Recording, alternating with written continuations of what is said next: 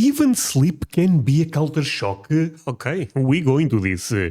7 ways British and American sleep time is very different. My friends, the question is, how different can it be? I guess we shall see. Before I go into that, let me ask you for one thing.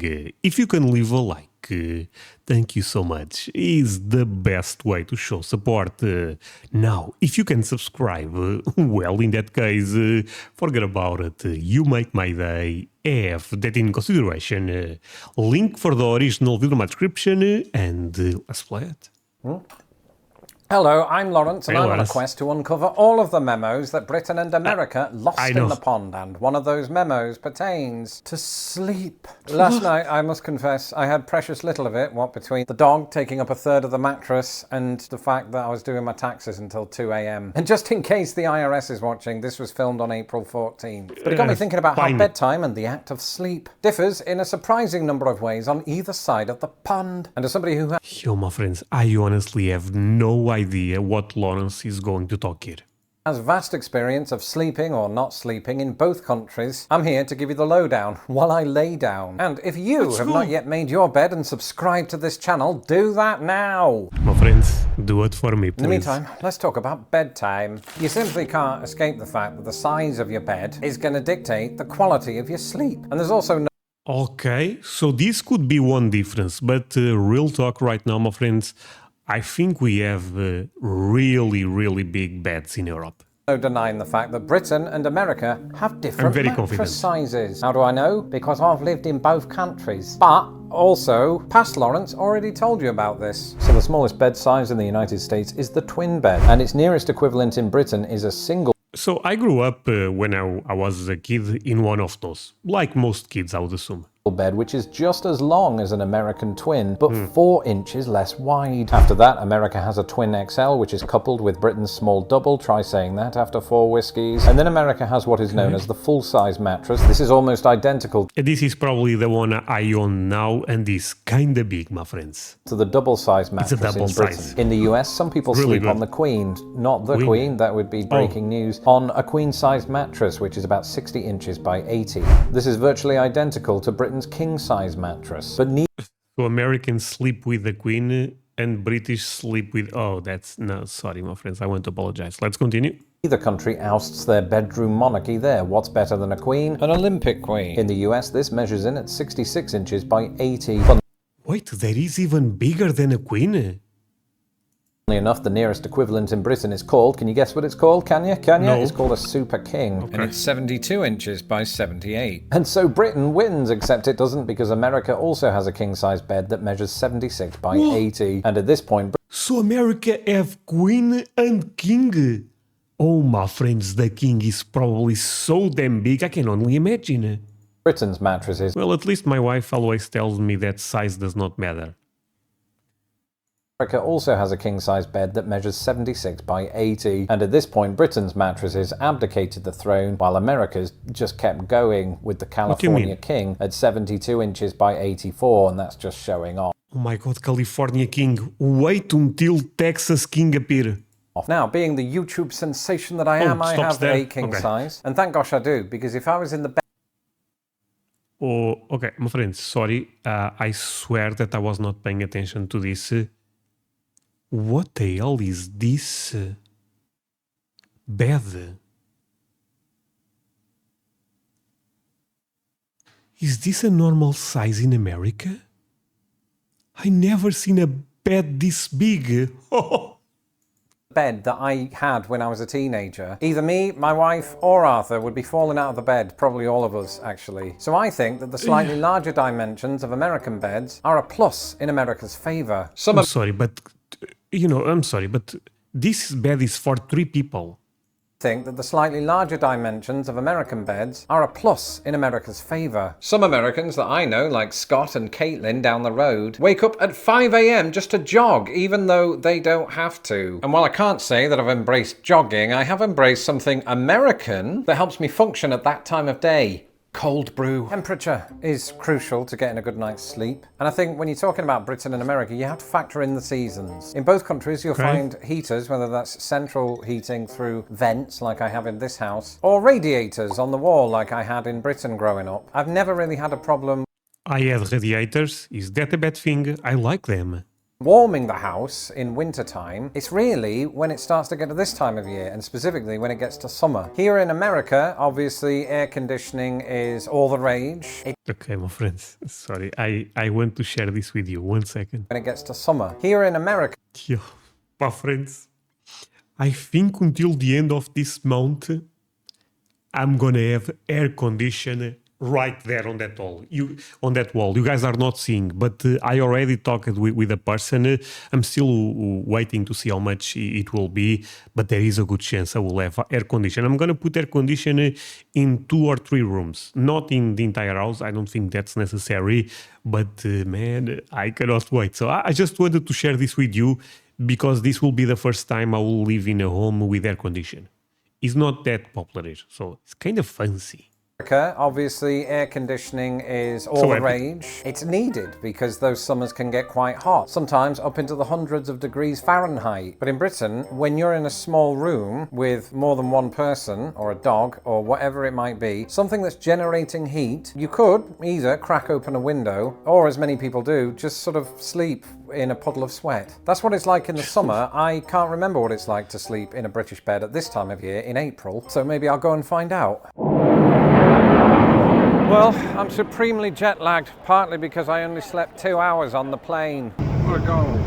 What a goal. So I need to go and find a Costa coffee or a bed, whichever's cheapest. Welcome to our room at the Hayden pub in Notting Hill. Once I've finished gawping in wonder at the layout, this phenomenal bathtub, and these majestic dog I'm so confused right now.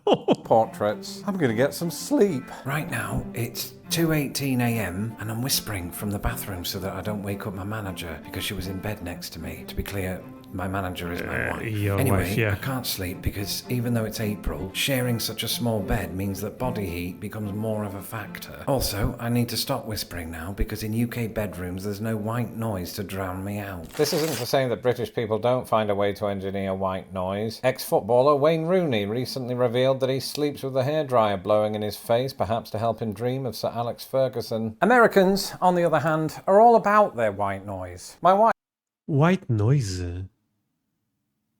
My friends, I use this for my kid and I hate that I have to use that. Wait, is common for you guys to have white noise to sleep? I don't get that actually. wife, for example, can't sleep unless we're playing a fake thunderstorm. Or the sound of a train. Or my favourite, the sound of a spaceship. That is on top of the fact that there's an air conditioning. Okay. Quick question, my friends. Anyone watching actually... This is a weird question, but if you feel comfortable, share it. Do you have any type of white noise that lets you sleep? When I go to sleep, I like everything to be quiet. Unit. So mostly when I sleep, I dream about air. But that, believe it or not, isn't the only way my dreams have changed. But I've noticed... Sorry, the only thing I would say is kind of like a white noise is, for example, if I like to watch TV before I sleep. Sometimes I sleep watching TV. That counts as white noise?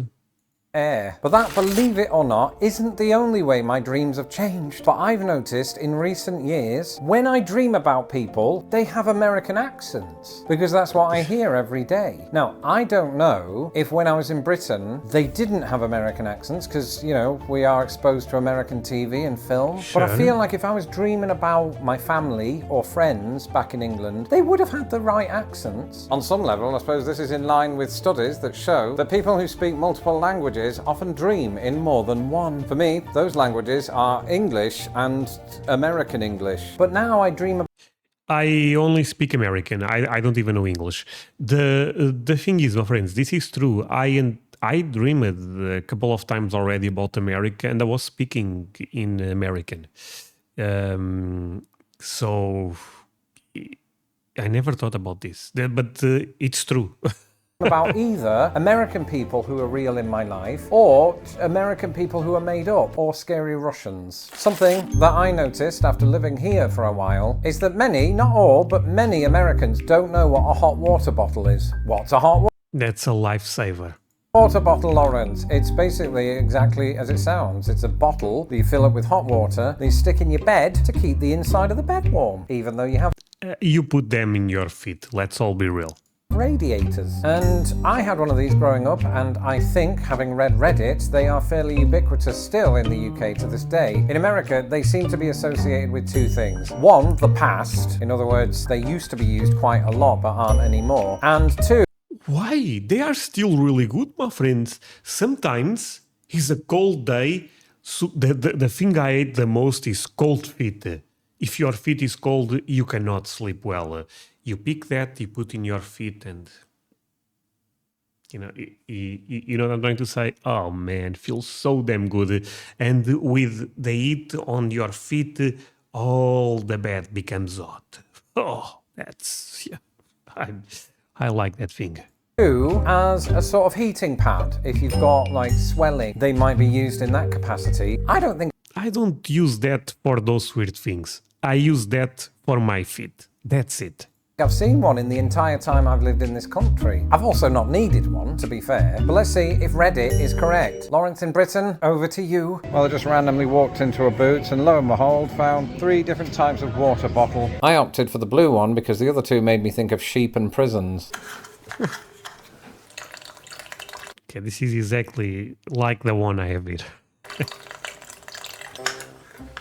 There's probably a couple of reasons that Americans don't use hot water bottles these days, but chief among them might be... Okay, to be fair, I have those, but I also have some that are electric. But the electric ones are not that powerful.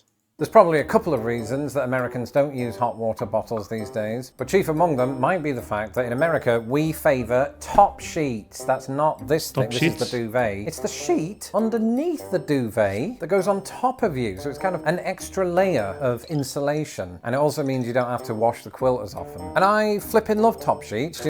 Honestly, for a moment, I thought the sheet was electric or something. That would be crazy. You know why? It's not just because of that insulation. In fact, sometimes I find it gets a little too warm. But what you can do is you can just lift the duvet off and only sleep under the top sheet if you're too hot, because that means you still stay warm, but it also means that your dog won't lick you when you are asleep, so that's useful. Whereas growing up in Britain, a top sheet was very much optional, some might say extravagant. And so I'd be interested to see, Lawrence in England, if top sheets are around today. You can probably barely see me, but I am in bed in a hotel in London. And because I've just had a bath, which is something that I do whenever I visit England, because the bathtubs are better, I'm really hot. And the problem is, there's no bloody top sheet, so I can't do my top sheet trick. Actually, this may be a difference between Portugal and the UK. We have the top sheet. I'm just going to have I said, I didn't said she said, sorry, let's continue.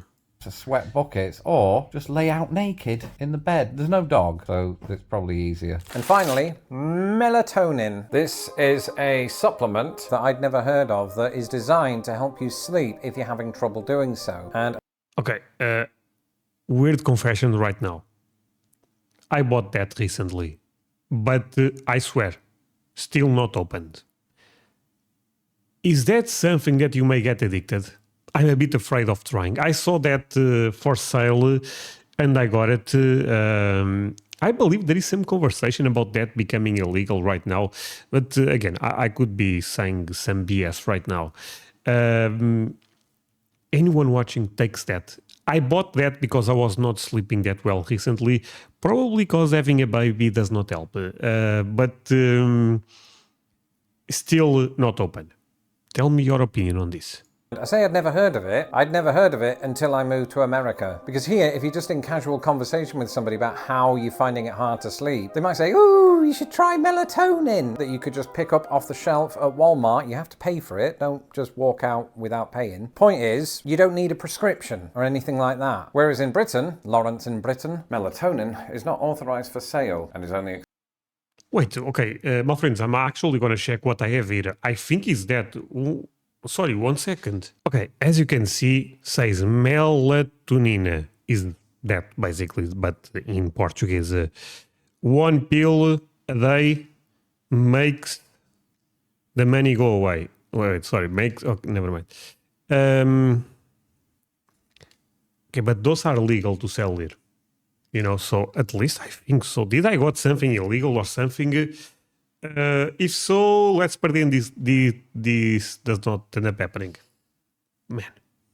accessible with the aid of a prescription from your doctor instead. By the way, as you can see, not open yet. I have to take this. I guess I can open to show to you, my friends. Now I'm kind of curious. It's not like I'm gonna return this, so basically a pill. Okay, no idea, my friends. You guys tell me, should I take this? I have been sleeping a bit bad, so I was thinking about doing this, but on the other hand, if this is illegal in the UK, maybe there is something bad about this. Sorry. Interesting topic for me.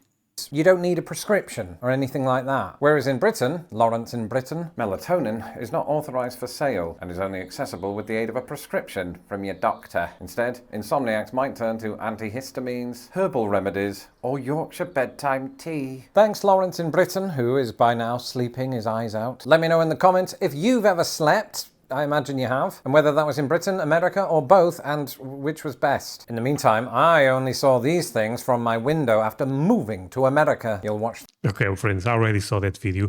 Show him all the support. I love Lawrence, as you guys are aware. This was a really interesting video. I mean, this melatonin or something thing makes me a bit...